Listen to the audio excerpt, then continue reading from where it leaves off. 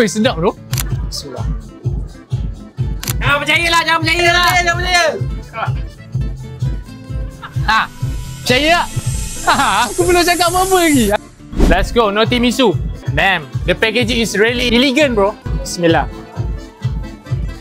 Wow, bismillah. Jangan percayalah, jangan percayalah. Jangan percaya. Ha. Percaya tak? Aku belum cakap apa-apa lagi. Aku belum cakap apa-apa. Weh, sedap bro. Weh. Kau janganlah. Sedap bro, sedap. Macam tu. The texture. Ini kepada mereka yang memang suka tiramisu ke apa, su ke semua ni.